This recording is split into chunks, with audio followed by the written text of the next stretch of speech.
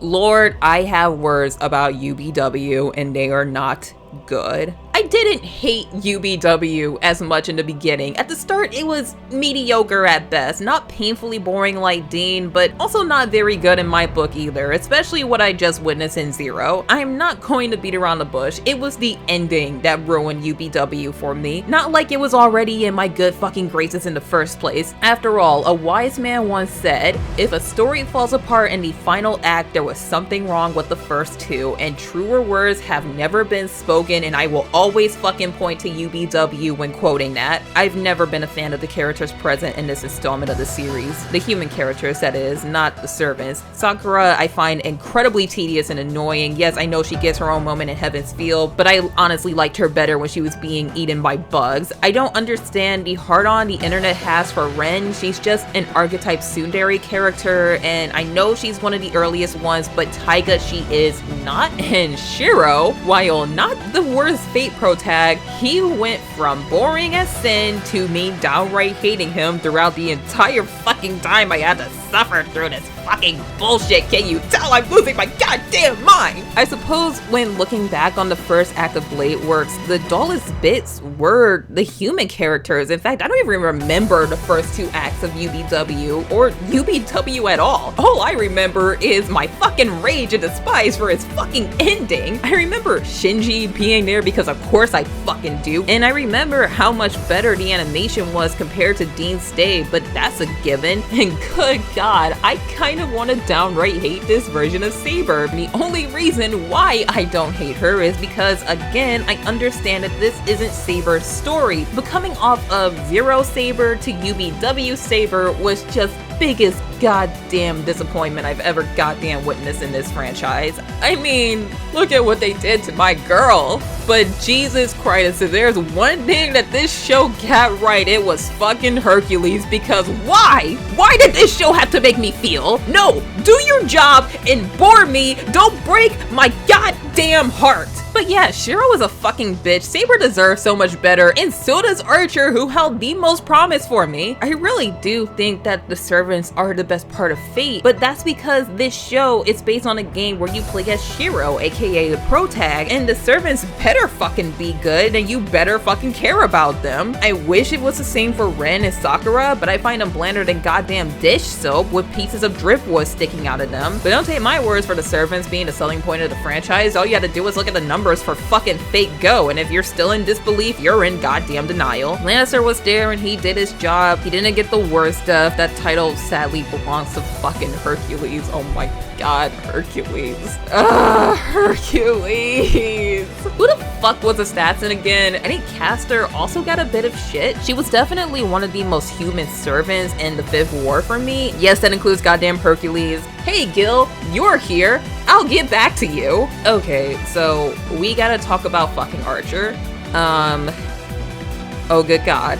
Okay, so here's the thing about Archer in the beginning. He was a great character because he gave no fucks, and the fact that he didn't give a shit was able to make me give a shit. He was just very there, and that's part of what made him so mysterious in the first part. He didn't take Ren's shit. He was constantly toying with Shiro and Saber, and the more that time goes on, the more you're like, okay, what's this guy's deal? Who the hell is he? I mean, with a lot of the servants, you can kind of automatically know who they are as soon as you meet them. Sure, it takes a little work to figure out that this fucking lolly piece of shit is Jack the Ripper, but come on, how can you not know this is Francis Drake and this is Robin Hood as soon as you get to Last Encore? But Archer was the one who baffled me the most. The more I went on and I was telling Wolf about my experience, he kept asking me, do you know who Archer is yet? Do you know who Archer is yet? And I kept saying, no, I can't figure it out. Was he some kind of king? Some kind of wizard? What is he? Where is he from? And then you get to the scene with Ren reciting his prayer and he's walking through this grave of swords, and I'm even more confused, and I really wanted to know who he was. But at the same time, Archer feels feels so watered down because he's with Ren, and I kind of want to blame her for watering him down a bit, and I am completely wrong for I am biased, but I will admit that these two did have some funny moments. Archer is a fucking dick, and I love him for that, and Ren is just like, no, you're supposed to pay attention to me, and Archer's like, fuck you, I do what I want. Archer is also a fucking mom. He's not best mom. That title belongs to Bucciarati from Part 5 of JoJo, but he's a fucking mom, and I love him for that. So the more that we reach the ending of UBW,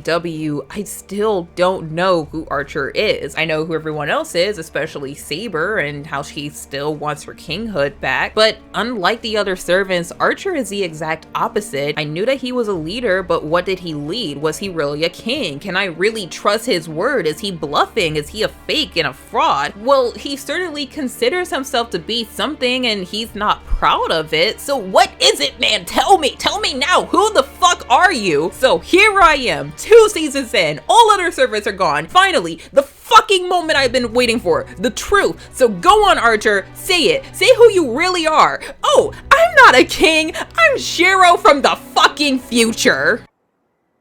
What the hell is that? Excuse me, ho. But what in the flying fuck did you just actually say, you fucking piece of fucking shit? Okay.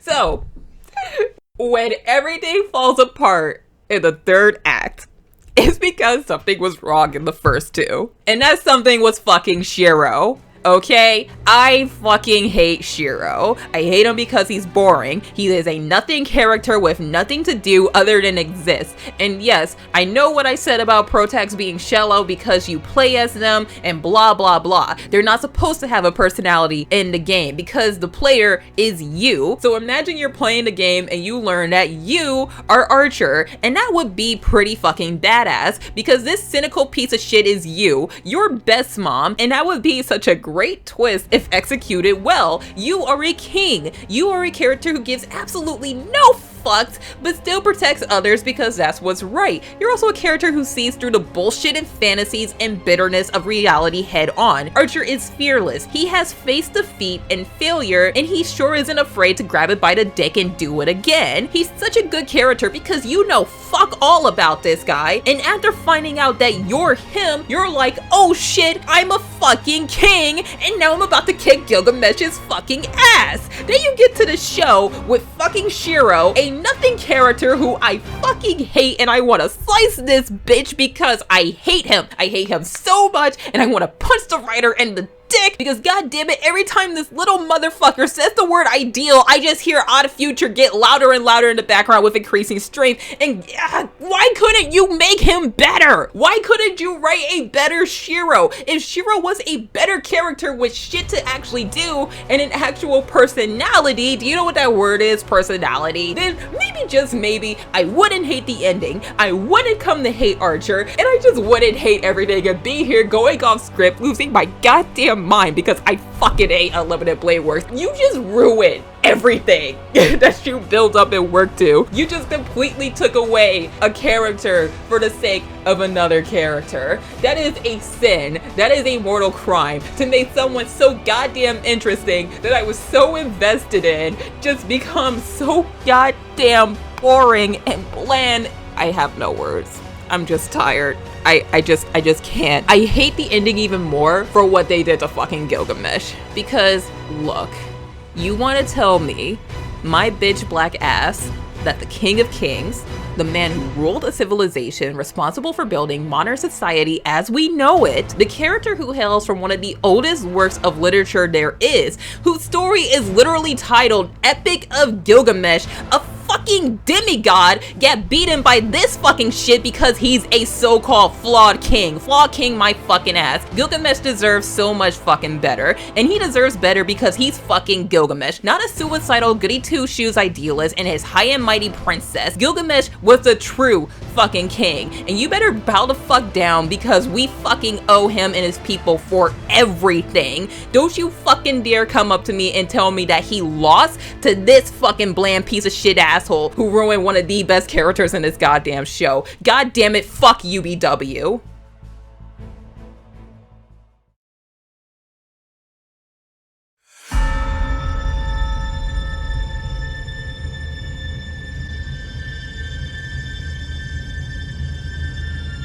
Oh shit, now we're in the part of the script where my thoughts become shorter because I give less of a shit. Alright, let's get last encore out of the way because nobody fucking likes it. This is by far the worst Fate Pro tag. Yeah, I hate this guy more than Shiro because I can't remember his fucking name. He is literal driftwood. Saber is bi and is low-key cute, but goddamn, it's also low-key annoying. Obligatory fuck you Shinji, you rapist pedophile piece of shit. Shoot me before I have to listen to another one of Francis Drake's fucking pirate puns. God damn it, all of her fucking porn has literally been ruined because every time I see a picture of her, all I can hear is one of her fucking pirate puns. I fucking hate it. Thank you. I fucking hate it. The part in the forest was alright. Who the fuck are you again? Same goes for you. I want to say that your name is Becky. And upon starting episode 6, Netflix refused to play any more of the show and I gave up with it.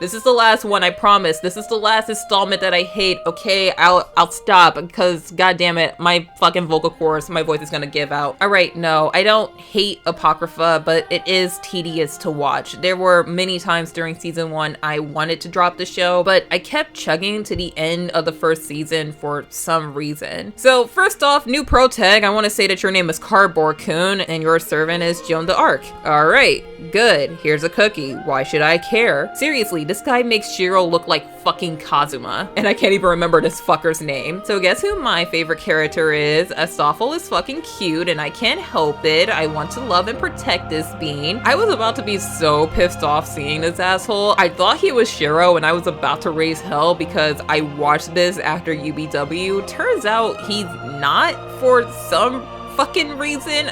They look the exact same, but because he's not Shiro, he's slightly forgiven. Also, guess how many fucks I give about this fucking word? That's right, none. And I literally couldn't tell you what the show is, but I do know 2 things. One, what the fuck did you do to Jack the Ripper? I just fucking can't with this. You can give me all this lore you want about Jack being a lolly because she's the incarnation of aborted fetuses for prostitutes, and I don't care. She's a lolly. Jack the Ripper is a lolly. You want to tell me one of the most bloodthirsty and brutal serial killers who was never caught is a fucking little girl with mommy issues? Alright, thanks. I fucking hate it. Second, fuck me, Frankenstein. You know, I really didn't care for Frank in the beginning. Like, oh, Frankenstein's monster is here in this shitty A1 Shitcher's Fate adaptation. That's cool, I guess. However, I know for a fact she is the reason I didn't drop this show. Some kind of divine intervention was keeping me here watching something I really didn't like just to see her story. And what a story, because you can honestly watch the episode containing Frank's backstory alone. And remember when I said I think that there's a moment of some of the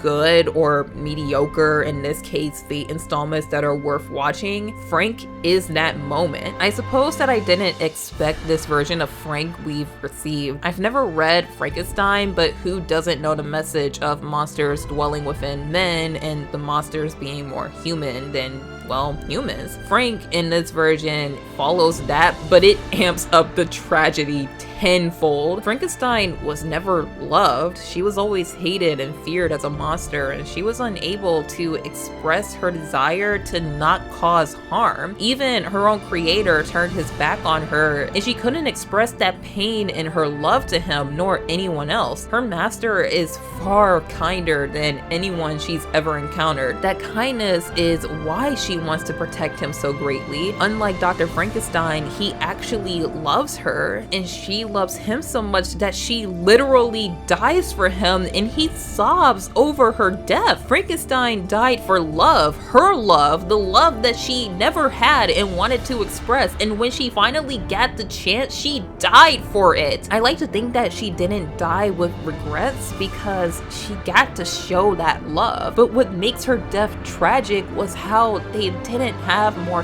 time together. Upon finishing season 1, I debated if I wanted to continue on to the second, and I didn't. Not even my love for my son could hold my attention enough for completion, and even then, I felt like I received a proper ending with the tragic tale of Frankenstein's monster, the innocent bride.